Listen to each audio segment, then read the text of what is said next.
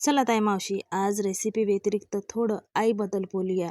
याचा फुल व्हिडिओ याच माझ्या यूट्यूब चॅनेलवर आहे, नक्की जाऊन बघा. आजच्या धावपळीच्या जगात आईचं आयुष्य खूप सुंदर आणि वेगळं आहे. तिचा दिवस स्वतःसाठी नाही तर मुलांसाठी सुरू होतो. सकाळी उठल्यापासून टिफिन बनवणं, शाळेची तयारी करून देणं, मुलांचा अभ्यास घेणं, यातच तिचा दिवस पूर्ण निघून जातो. कधी तिचा चहा थंड होतो, कधी जेवण उशिरा होतं, पण मुलांची काळजी मात्र कधी कमी होत नाही. कारण आईसाठी तिची मुलं हा तिचा सगळ्यात मोठा आनंद असतो. आज मी मुलांना सोप्या पद्धतीचं सँडविच बनवलं आहे. त्यासाठी मी मुलांना सकाळी उठवलं, आलू उकडायला टाकले, उकळलेले आलू असे किसणीने मॅश केले. त्यासाठी आलूचा मसाला आपण रेडी करू. त्यासाठी मी हिरवी मिरची, लसूण, आलं घेतलं, त्यात जिरं मिक्सरला वाटलं. कढई ठेवू, त्यात कांदा टाकू, कांदा छान परतवू आणि वाढलेलं वाटण त्यामध्ये टाकू. अशा सोप्या पद्धतीत आलूची चटणी करायची. हे आलूपासून आपण सोप्या पद्धतीत सँडविच बनवणार आहोत. हे सँडविच तुम्हाला कसं वाटलं, नक्की याचा फुल व्हिडिओ याच चॅनलवर आहे, जाऊन नक्की बघा. आवडल्यास लाईक करा, शेअर करा आणि सबस्क्राईब करा.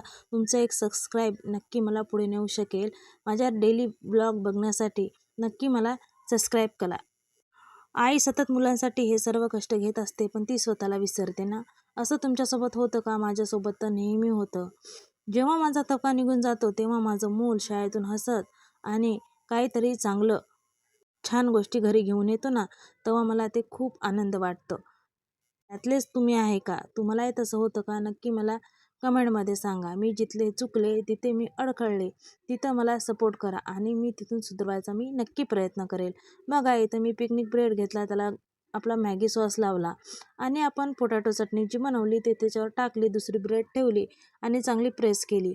असे 2-3 सँडविच आपण रेडी करू आणि एक साईड काढू. तवा गरम करण्यासाठी ठेवू. तव्यावर तुम्ही बटर किंवा तेलाचा वापर करू शकता. माझ्याकडे बटर नव्हतं, तूप नव्हतं, म्हणून मी इथे तेलाचा वापर केला. मस्त खरपूस असे सँडविच दोन्ही बाजूला खरपूस भाजायचे.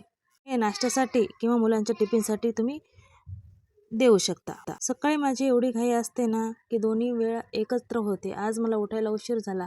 माझ्या मिस्टीचे खूप लांब लांब केस आहे. थोडासा गुंता झाला तरी तिला खूप त्रास होतो वेणी घालायला. बघा, तिचा टिफिन रेडी केला, तिला शाळेत पाठवलं. आज मुलांना सँडविच दिलं.